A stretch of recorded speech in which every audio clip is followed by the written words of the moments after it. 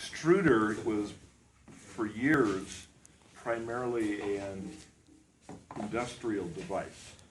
And they make them at a very large scale, and effectively what it does is it squeezes clay through some sort of template or die. Extruders have been used for hundreds of years, but at the most recent industrial period, to make things like sewer pipe. They can do that with like metal? Like the concrete ones, like they have concrete ones. I gotcha. Yeah. We're talking about the material of the pipes. Right, they're initially all made of clay. And whether you go to Pompeii and look at sewer pipe in the wall, clay tubes, or you go to almost everybody before 1980, they were still installing this pre-plastic pipe era. Yeah, they were Drainage red pipes, clay. Enormous drainage pipes were made of concrete eventually, when that technology. Before then, there were only ditches. So the extruder is this nifty tool, and they come in little tiny intimate size. There's the one that Kemper sells. It's a thumb model that pushes little tiny, like hair-like ribbons of clay out. And there are, starting in the middle 70s, studio models, which have become really dramatic, and they all started just about like this. Basically a pipe, a tube, a device to apply leverage to squeeze clay, and through a template. And the template are in many configurations, which have an additional really interesting to work with. So I provided you with a list of things you want to gather together before you go to work with the extruder. One of those is that you're far better off to use new clay versus clay that you've wedged back together. The new clay that we provide to you when you buy those bags is processed through a machine called an extruder, and a big mechanical one, and it has a de-airing chamber on it that pulls a negative 25 pounds per square inch vacuum on the clay. It sucks all the air out of the clay as it's going through it's a clay mixer, clay extruder, and a pug mill all built into one. And the process then gets, imagine this clay coming out of an opening about like this. Depth. Big size. Did that make sense? Okay. So it's just a long, continuous flow, and they got folks saying they're cutting it in what they guesstimate to be 25-pound blocks, and put a plastic bag, put 2 bags in box, ship them off to Santa Maria, and here we are. It must be like so much fun, just all day long. Play. Up and down. Like such a monotonous job.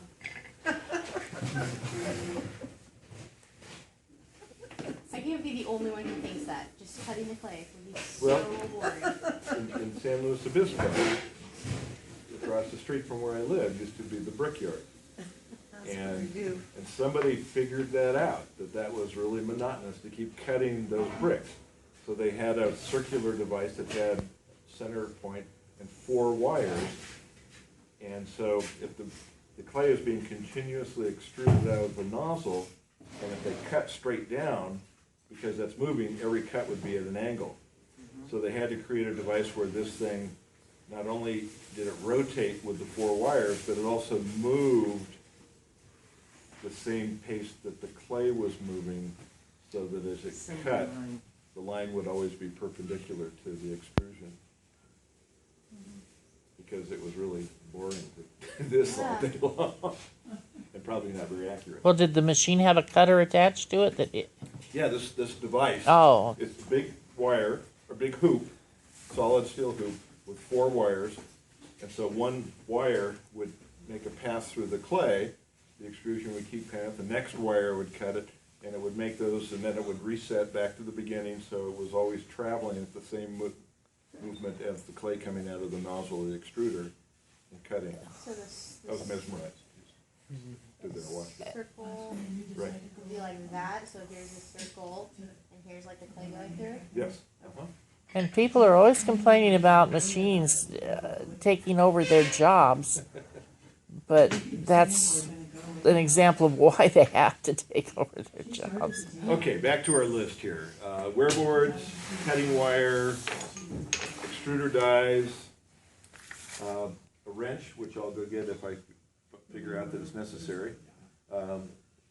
Plastic paint scraper, because part of our process, the one that's most frustrating to most folks, is stopping and cleaning up at the end of the process, getting all the clay out of the barrel of the extruder. This is the plunger. This U-bolt goes over the post, and as you'll see, this allows a good deal of leverage to press downward and push the clay through. And then we need a device that will hold the template in place, because right now, the way that thing's situated, you put it over here and you start pushing, it gets pushed right down out of the bottom of the clay. So there's a bracket, and you set the template on the bracket, and then there are eye bolts here, and you put those in place, and then use the wing nuts to tighten the bracket up against the bottom of the tube.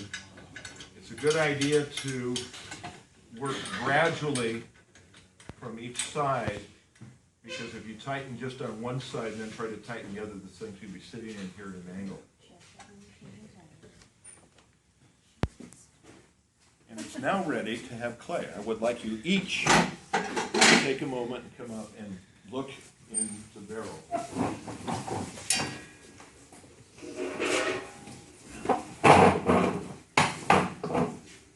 It's not a terribly difficult thing to do, but wouldn't it be sweet if you could just drop the whole bag in there?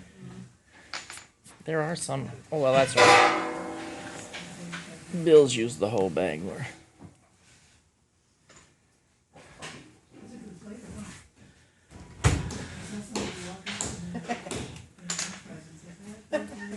You're impressed? No, you just did perfect. It was really quiet. He's been doing it for so I many know. years. He Good can job. eyeball it. Thank you. You're welcome. Appreciate that. Like slam dunk. Really, I'm glad you're in my class. I know, right? That's what I was just thinking. So over time, what gradually happens is parts are going to wear out, Yeah. but we've got the replacement piece already made. And a U-bolt is a fascinating thing. It's forged iron, and it's going to drop over the pipe, and it binds on the pipe, as you'll see. So I'm going to put the plunger over the opening, put the U-bolt over the top of the pipe, and just let it drop down into place. And now as I lift the arm, look at the U-bolt. Oh, okay. See it dropping down? And then as I begin to lower the arm, the U-bolt binds on that pipe, To give you leverage. and that's where the source of the leverage, and that's why the arm is way out here. And at some point, two things are happening. One, clay is extruding through that template, and the other is that it's very difficult to tighten that by hand to the extent that it's a perfect seal.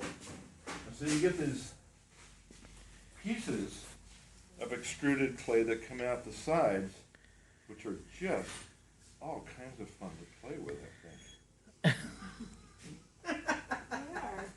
There's that, We're making this alloys every day. yeah, that's the calla lily. Is that the stuff you do the ripple with, the ripple? You'll see on your desk. You like that? Could make a dress. They'll give me a lot of those photographs. So, Yeah. even though these are serendipitous components of what comes through the extruder, there's no reason why you can't find a way to include them in your work if it suits your purposes.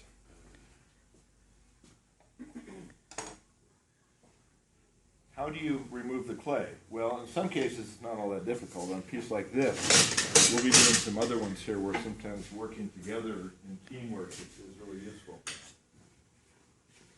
But I was suggesting a bit ago that something happens to the clay as a byproduct of the compression, enormous amount of pressure.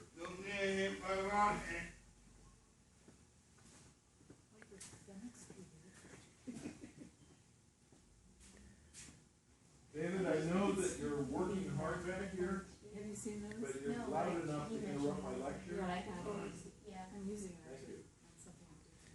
It's very good. The little handy, handy. hand.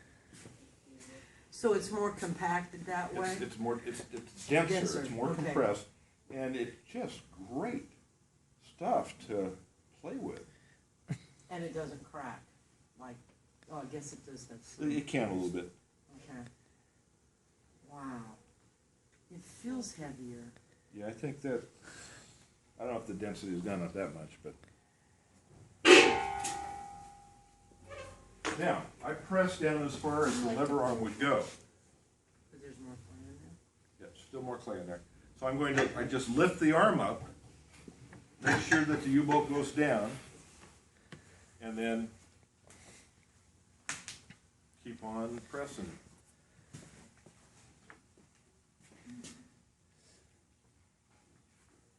That's incredible. It's like a cookie press.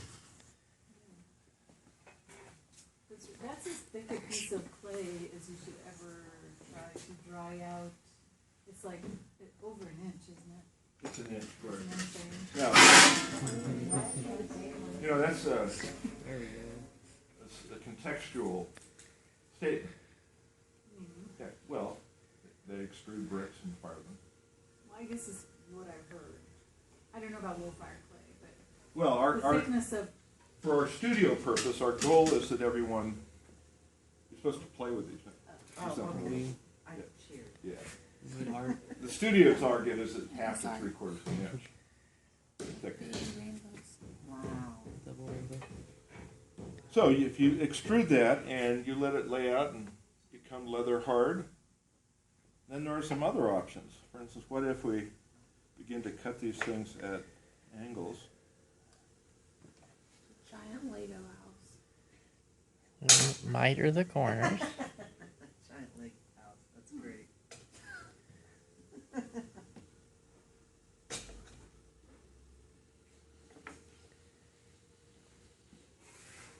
If you set out to make by hand these kinds of shapes, it would not be long before you abandon the project.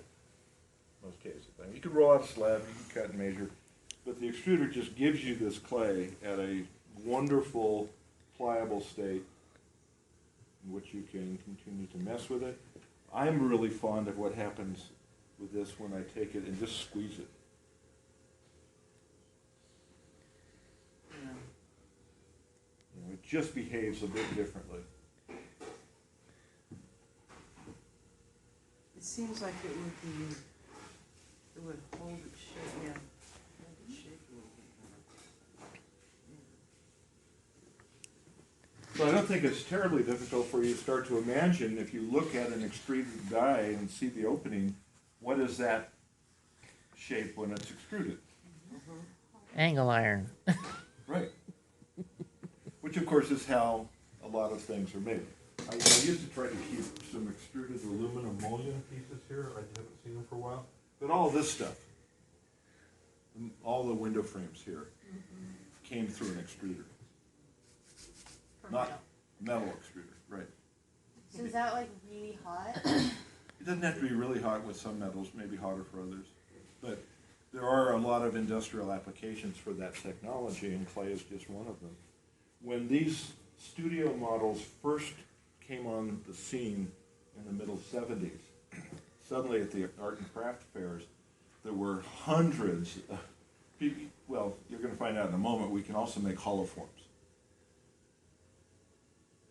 And so people extruding cylinders, slap clay on the bottom, boom, there's one, there's another, there's another, and then dip them in glaze and they were done. You know, and that wasn't very exciting after the first 200, because then what do you do to make it more interesting? And then people began to really explore the possibility of shaping the clay after it came out of the extruder and stretching it. And it got very exciting. So we're going to shift over now from the hollow extruded form to probably one of the really splendid things about a tool as simple as this, which is that you can make hollow forms with them.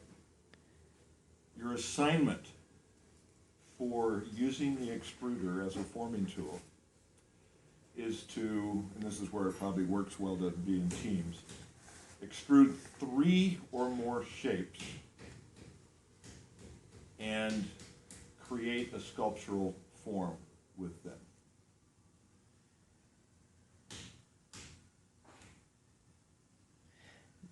Sculpture doesn't have to be functional. No, Okay. it can be.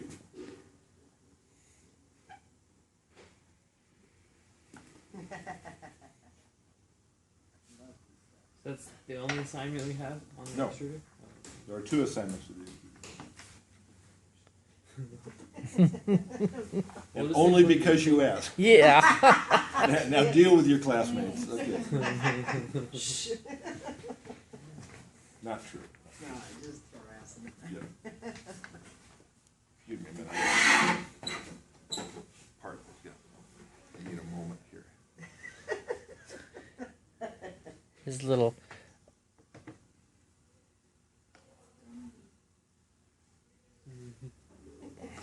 And this is the god of what? The god of rain. Mm-mm.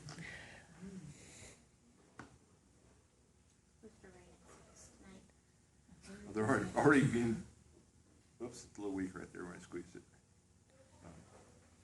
That's specific, huh? Yeah, no, I was looking at the weather. You can check the You precipitation can see it rate coming in. by like hour.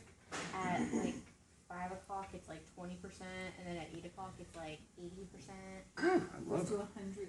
Yeah, it's 100% You chance never it's going see to that. rain at night.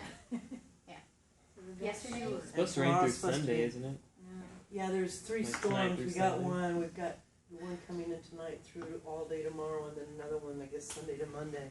But they're talking about March being wet all the whole month. Oh, I don't know. Good. Oh, stay up there. You're, I uh, know Yeah. I've exceeded your interest, but you wanna know? She needs If like a it little doesn't really support. fit, they do that too. Oh, first that's perfect. may I? Thank you. It's not a problem. My bird's gonna watch you. That's pretty cute. I It's only like it. a peacock. I don't know what it is. Oh, God. It's a jaybird. So it's like a Polish chicken. So if you took 25 pounds of clay and extruded it just in this form and had all those pieces laid out, what could you do? Anything you wanted. It just doesn't like me doing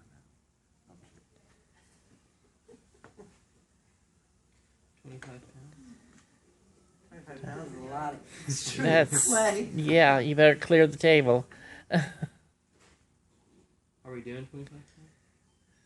Are you? You are. No, Is You the, want to do 25 pounds, go is for the it. assignment strictly all extrusion? Nothing else Okay. combined? There are 2 assignments Here we go. for the extruder. Okay. The first one is use 3 or more extruded forms in some form of assembly.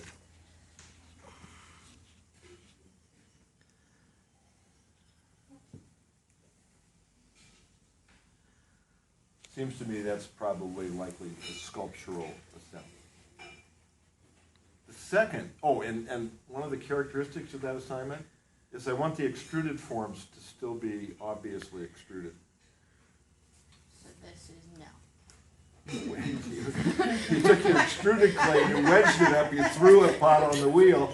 They're all in here, Bob. I promise you, they're all in here. This is what the triangle is, and the square. You are cracking me up.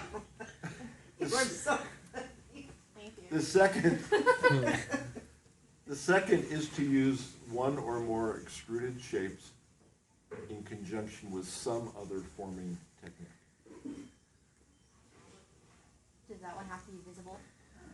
Like you have to visibly see the extruded You can't wedge it up and throw No, it. no, no. Like I'm talking like if you like smoothed out the coils on the outside. I want the extruder to still be evident, yeah. But what could you do? I mean, where's that little cup you just threw? Over there. Yeah, Want me to that, do no, this? but, okay, so we're just talking about trimming the cup. What, would it be interesting to take something like this You could put and then legs. attach a thrown form? Or a pinch coil, a pinch pot, or a slab built piece, or a press molded piece.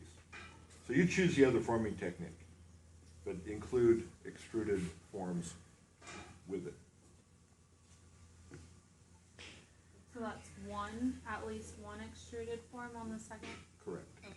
So 3 or more extruded forms to develop a sculptural form, and then 1 extruded form to another forming type. Correct. Okay. Yeah. Would you consider that fun stuff that slops out the side to be extruded? Yes. There's your form. It's only 2. It's pinchment. Can you just like add a little bit of tail on there or some other thing? Well, I'm waiting for him to extrude me something. What would you use something like that for, where it's like really like, different? Okay, the first thing I ask you to do is imagine the form that comes out. This is Can you picture that? Like I said, but without the legs being unattached. Like the lid of a mini box. Perhaps? That's what the box made. Looks like a feeding trough with a base on it. looks like a Little tiny clay piglets. Yeah. do a Rorschach. Yeah. You probably want to put a slab on either end just to keep the slop in the box. Okay. Yeah. This is most often used to make incense burners. Oh yeah. Oh, Because okay, they yeah. and then they just Hold bend the it a handle, little. Put the incense stick in there and it catches the edge. That's what. However, what if you took 2 of these extrusions and put them together edge to edge? You could get a circle. Oh, if you did it this way, Uh-huh. or this Just way, thinking differently. you got 2 slabs with crescent moons on them. A double-sided ashtray. You could make When one side gets full, just turn it over. then you could make drawer pulls. If you put them together with the fat sides together, you could make drawer pulls because you could put your fingers right in the thing. Self-cleaning.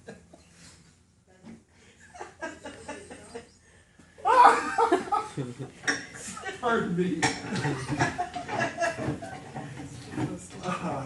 I'm not seeing the picture. I don't either. I'm just like, Wait, we're like double-sided ashtray. Where were you going with that? Okay, so everybody's done their thing. And everybody cleans up after themselves. So you have a nice clean extruder. What if you have one at home that somebody didn't clean up and it's now got Like rust in it? What's the best thing to? Water is a remarkable solvent. And so you start there, You want your and then you That's take some right. sandpaper, and you clean the surface as much as you can. You may want to repaint it, Like with a crab decent. Oh, okay. Just So a little get bit. paint And inside. some people even will spray WD-40 on the inside, Ooh, that's makes it more slicker. Yeah. And that fire's okay. Oh, it all burns away, sure. Well, it's a petroleum product, so I didn't know whether it Well, would evaporate enough or leave a. okay, so you loosen the wing nuts until the bracket separates, and drop that out. And if you have a lot of clay in here, you won't be able to push this down. When there's only a little bit of clay, you will. And so then the process of, how about that, template with a handle? if you just pull that up, you have like a stamp. You're right.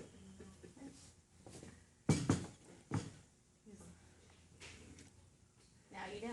You just fill your stamp. That's a neat tool. The extruder? Yeah. Oh, there's so much that you can do with it. And then what Bill did, I mean, the thing that's so classic is he never left the extruded form alone. He extruded it. While it was soft, he'd cut and peel, like these elements here were all part of the vertical form, but he'd slice and roll them up, and he just had a whole collection of things that he was exploring, and he published a great deal of those over the last couple of years of his life. Let's see, actually I don't need to take the clay out of the wall right now. That'll be part of the final cleanup. So I'm going to, well, we'll be using a template about this size next. I want to see if anybody has an automatic favorite. Look at those. I know what mine is. Oh, it went down again. I'll have to revisit you later. Okay. Here. Yeah, but those are two the same. Oh. Now go. Oh, This is just let your ideas take flight. Wait, you could use this one and like have it come up to the tail. just take a coil out of it. Just take a coil and run it around a little circle and make it a nest that it sits in.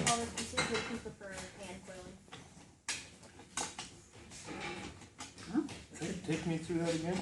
Okay, if we use hand coil, if you prefer hand coil versus the circle you make on there, Well, you're not meeting the assignment. but they still are coils. These aren't coils, these are extruded forms. The fact that they happen to be coil-like, you've never made a coil as precise as that by hand. Of that I'm certain. I feel like there's a challenge right there. And I love challenges. Imagine this one. I want to do that one. Let's do that one. It's really weird. What has organic possibilities? Wouldn't it come out looking like a Thanks for churro? making me happy today. Bad day. Oh, Aren't those banned from the room? Yes. They keep sneaking back in. Run away and they crawl under this door and slither. Is this a triangle? Ooh, now that's cool. Now, one of the things that happens is periodically people forget one of the steps. You notice this template isn't quite flat and level anymore? Yeah. I'll explain what happened. We have the technology available to reflatten them. Called a hammer. Or a mallet. That hammer.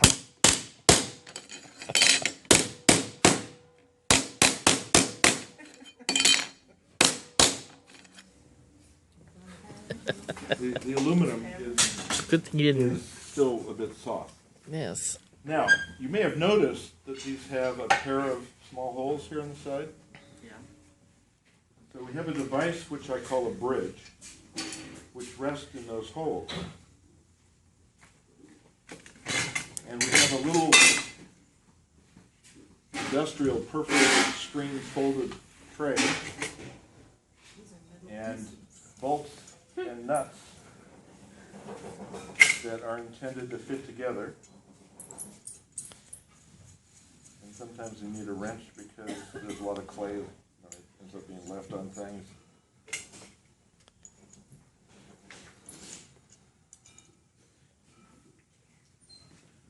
Toolbox in. Yeah, put your name on them and keep them locked up. So that Yeah.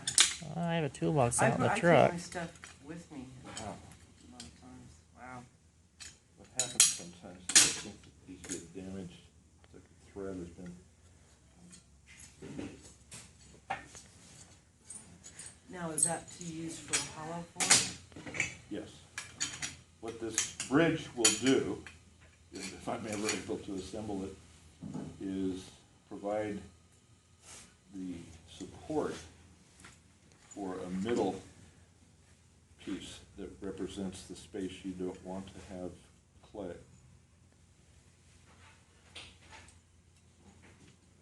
I can't remember having so much trouble getting this part of the process underway. I apologize. Maybe somebody has stripped it. Yep. So, well, there is a solution, because each of these has a nut that blocks the position of the template. So I can back that nut out and recut the threads down here that have been damaged. So when they stripped, somebody used Yeah. the pliers on the, That's what it appears to be. I hate when that happens. And it's really problematic here, because these are custom pieces that Yeah. require welding to put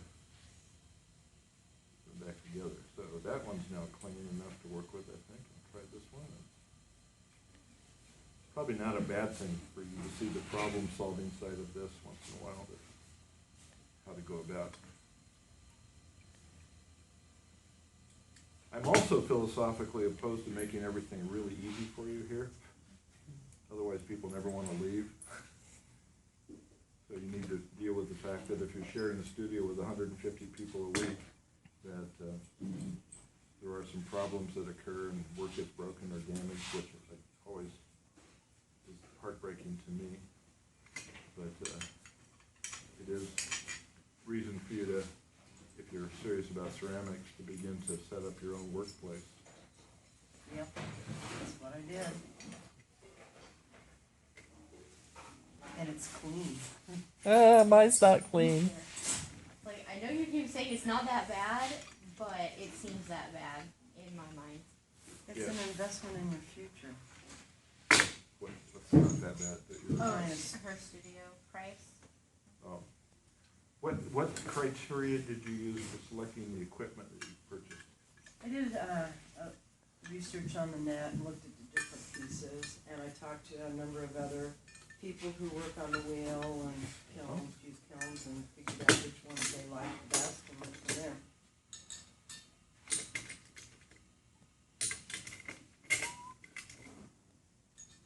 But, you know, people, get upset because if they know that you've got your own, like, wheel at home, why are you here, why are you using the... Because I'm a student in this class. End of discussion.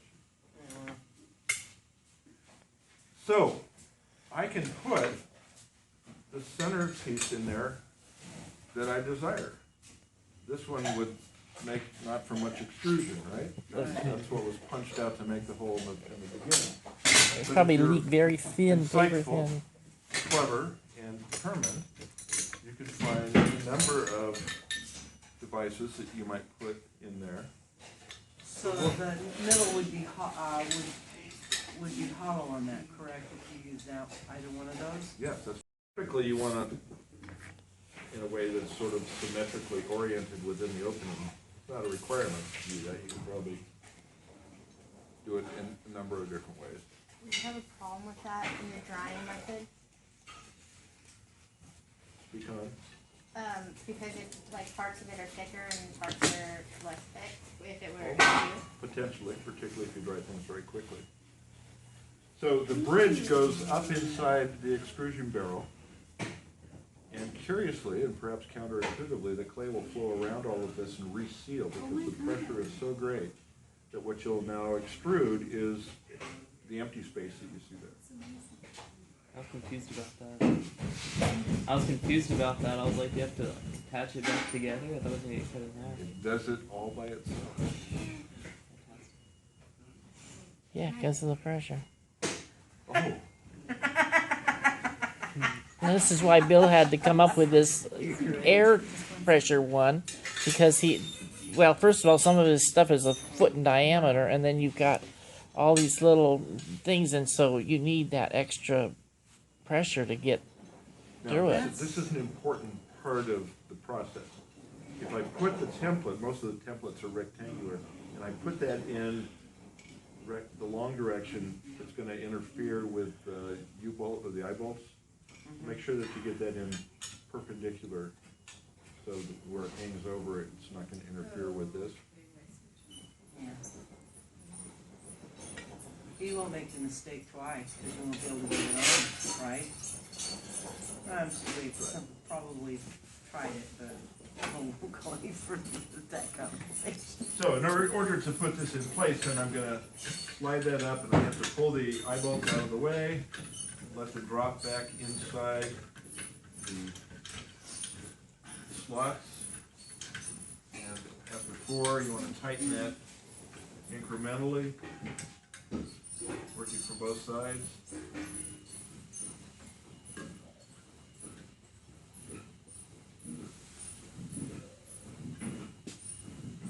Let's do the look down the tube parade one more time.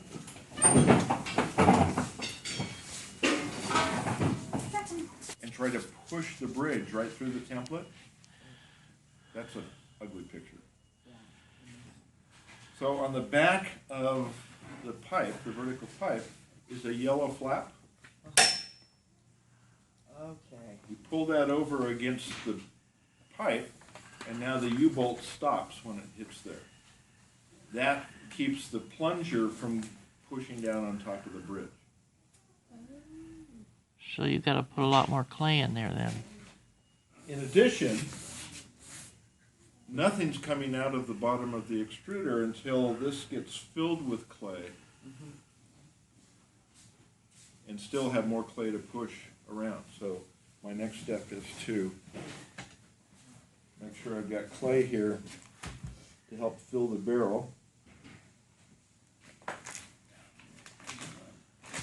And when you put chunks of discontinuous clay together in here, there's bound to be some air, not error, but air.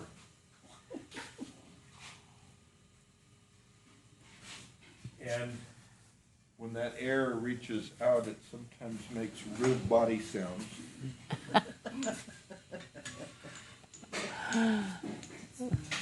So is it better to, like where that division is, does it matter whether or not, the thing that's way down in there that's gonna divide the clay anyway as it's pushing through? Is it better to put that perpendicular? Probably, but I'm not going to worry about it. Because the amount of pressure involved is substantial.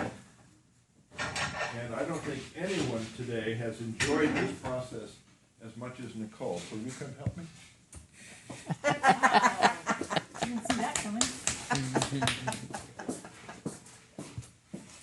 Now you want to work on the end. That gives you the greatest leverage. Okay.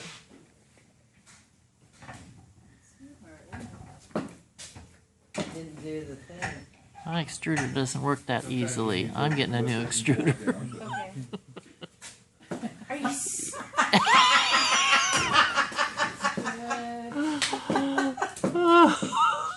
Now, if the centerpiece is not perfectly centered, the first part of the extrusion will tend to curve. But then the weight of the clay will begin to... Go ahead. Are you kidding? Yeah, no, I'm not. I can reach that.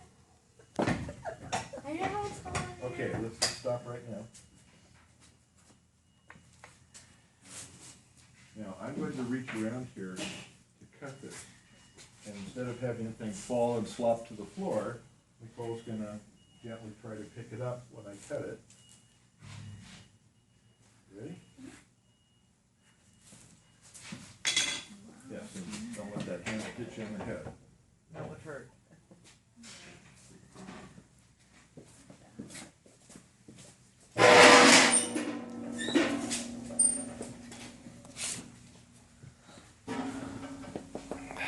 Drain pipe. Downspout. That is cool.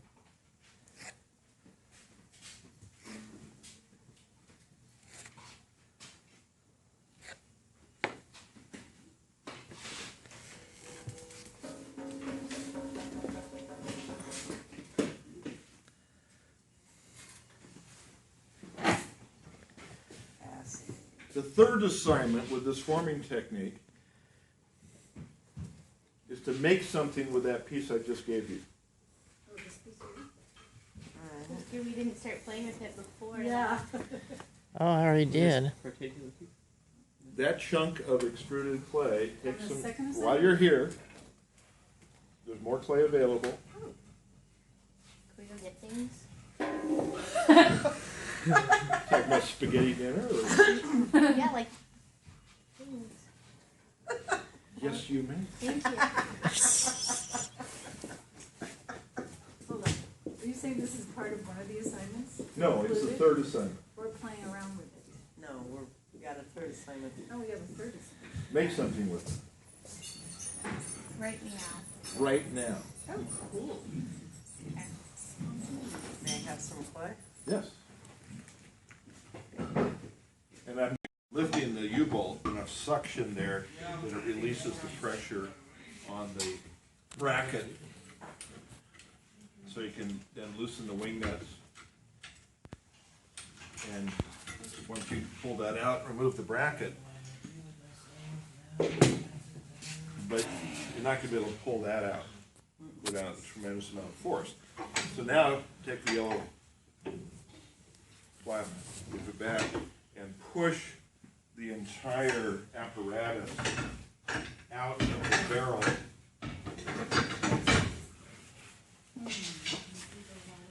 And if you pay attention to the orientation of the bolts down here on the bottom, then you'll automatically know, if I pay attention, what portion of the clay can just be easily trimmed away as part of the cleanup process.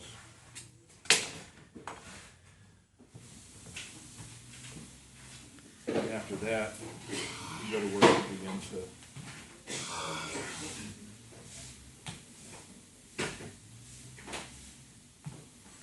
get the rest of it off. And eventually you'll end up over at the sink with a sponge and water.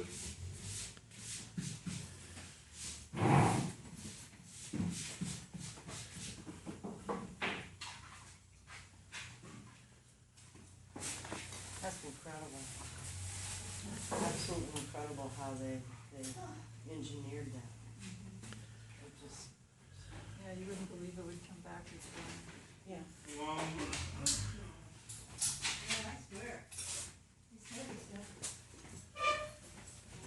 And then, you know, that the rest is obvious.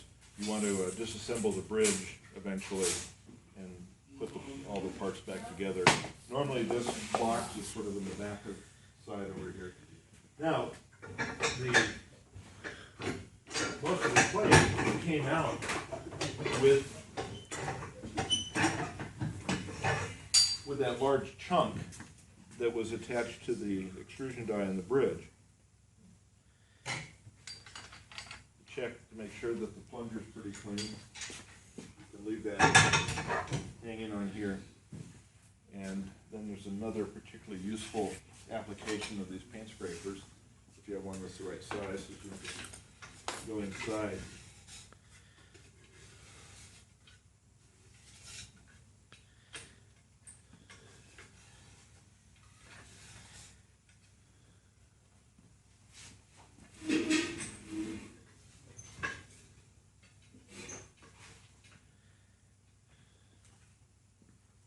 Trevor and Vi and Nicole have been sitting still the longest, therefore each of you now gets to go get a wet sponge and take turns wiping out the inside.